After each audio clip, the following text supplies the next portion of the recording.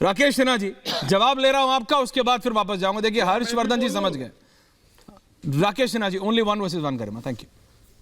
देखिए आज माननीय प्रधानमंत्री श्री नरेंद्र मोदी जी ने राज्यसभा में एक बहुत महत्वपूर्ण बात कही। उन्होंने महत्वपूर्ण बात इसलिए कही कि पूरे भारत की अर्थ जगत में एक बुनियादी परिवर्तन उन्होंने किया है। यहाँ नौकरी का कंसेप्ट था, अब रोजगार का कंसेप्ट हो गया। और रोजगार के कंसेप्ट का मतलब उन लोगों को समझ में नहीं आएगा जो मुद्रा योजना के बारे में जानना नहीं चाहते, जो लेबर मंत्रालय के पोर्टल पर जाकर देखना नहीं चाहते हैं कि कितने लोगों ने क्या लिखा है, जो इस बात को ध्यान नहीं दे रहे हैं कि मेक इन इंडिया के तहत कितने लोग इन्वॉल्व हैं, कितने लोग स्टार्टअप में चले गए। जिस देश में रोजगार का मतलब होता था सरकारी नौकरी, जिसकी संख्या सीमित थी, जो सीमित होती जा रही थी, उस रोजगार को प्रधानमंत्री नरेंद्र मोदी जी ने अपनी दृष्टि से कहां तक फैलाया है। एक छोटी सी बात। दूसरी जो महत्वपूर्ण बात है, इस देश की बुनियादी समस्याएं उन्हें नहीं मालूम होगा जो शहरी जीवन और समाजवाद के नाम पर सफाई करते रहे। उनको मैं बताना चाहता हूं कि 11 करोड़ महिलाएं, जिसको चौधरी चरण सिंह ने 1979 में पर लाल किले से बोला था कि हमारी बहनें टॉयलेट के लिए जाती है, और बोल कर चले गए। वो प्रधानमंत्री ने 79 से लेकर 2014 तक, 79 से 47 से लेकर 1979 तक ये स्थिति किसी के ध्यान में नहीं आया। हमारी मां और बहन, प्रधानमंत्री जी ने कहा टॉयलेट नहीं है, इज्जत घर है। बाकी मैं विश्लेषण नहीं करना चाहता हूं उसका मीनिंग क्या है, उसका अर्थ क्या है। उसमें राज जी कहेंगे देखिए उसका टोटी टूटा हुआ, उससे पानी नहीं आ रहा, उसके सीमेंट खराब है, सारी समस्याएं होंगी। यह जो क्रांति आई है वो सामान्य क्रांति नहीं है, और वह क्रांति इसलिए नहीं आई है कि कोई प्रधानमंत्री के रूप में कर रहे थे। उनकी बुनियादी सोच भारत के यथार्थ को प्रतिबिंबित करता है। दूसरी जो एक बहुत, मैं बड़ी बड़ी बातें अभी नहीं कहूंगा, मैं एक छोटी सी बात कहता हूं। कॉर्पोरेट जगत में एथिक्स होना चाहिए। एनपीए होता था ना, एनपीए का मतलब तो आप समझते हैं, किस तरह से फोन पर लोन लेकर उस लोन को सपाचट करके भाग जाना, और एनपीए के कारण पूरी बैंकिंग व्यवस्था लचर हुई थी।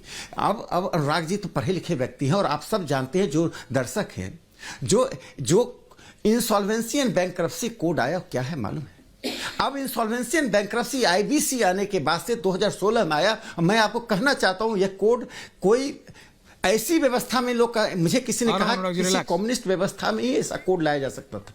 चूंकि मैं इसको पूरा कर दूं, इस कोड के कारण उन तमाम लोगों पर लगाम लगाया गया जो एनपीए करते थे। अब एनपीए करने का साहस, एनपीए करने की इच्छा, एनपीए करने का जोखिम कोई नहीं उठा पाएगा। 4 लाख करोड़ रुपया हमने वसूल लिया है, 2.5 से 2 लाख करोड़ रुपया आना है, और भविष्य में एनपीए नहीं होगा। आज भारत की बैंकिंग व्यवस्था इसलिए मजबूत हुई है। और अंतिम बात मैं यहां कहना चाहता हूं कि प्रधानमंत्री जी ने इस देश को अस्मिता दी है। मैं एक छोटी बात आप सुन लीजिए, उसके बाद बंद कर दीजिएगा। देखिए क्या है कि अमृत महोत्सव मनाया। अमृत महोत्सव तो हमारा नहीं है ना, अमृत महोत्सव देश का था। सारे एमपीज को, सारे पार्टीज को उसमें शामिल होना चाहिए। हर चीज को दलगत एजेंडा से नहीं जोड़ना चाहिए। मैं अपना व्यक्तिगत अनुभव बताता हूं। यदि प्रधानमंत्री जी अमृत महोत्सव नहीं करते तो मैं इतिहास का छात्र होने के बाद भी उससे वाकिफ नहीं रहता था। मैं ढूंढना शुरू किया स्वतंत्रता सेनानियों को। 2 ऐसे व्यक्ति मिले जिनका जन्म तब हुआ जब उनके पिताजी शहीद हो गए। एक वर्धा में अरविंद मालपेय, उनके पिताजी गोविंद मालपेय शहीद हुए थे 1942 में चिमूर में। दूसरा मुझे अपने ही मेरे गृह क्षेत्र बेगूसराय में एक मेघौल गांव में एक शहीद कुमार मिले। उनके पिताजी जब शहीद होते रहे थे, जब मृत्यु के अंतिम क्षण में थे, तो बोले जाओ शहीद कुमार आ रहा है, यानी मेरा बेटा भी ब्रिटिश साम्राज्य से लड़ने के लिए आ रहा है। वो तो देश स्वतंत्र हो गया, नहीं तो शहीद कुमार भी लड़ते।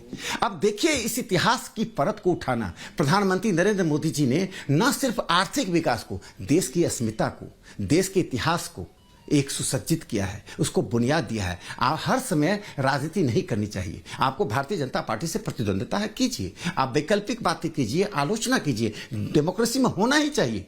लेकिन प्रधानमंत्री जी के रूप में जो देश को ऐसी सौगात दे रहे हैं, जो आने वाली पीढ़ी, आज एक सदस्य ने कल कहा था कि आने वाली पीढ़ी यह विश्वास नहीं करेगी कोई ऐसा प्रधानमंत्री हुआ था जिसने इतना काम इतने कम समय में आम लोगों के लिए किया, देश की संस्कृति के लिए किया, देश की व्यवस्था के लिए किया। देश को आज शिखर पर पहुंचाने का काम प्रधानमंत्री नरेंद्र मोदी जी कर रहे हैं। क्यों?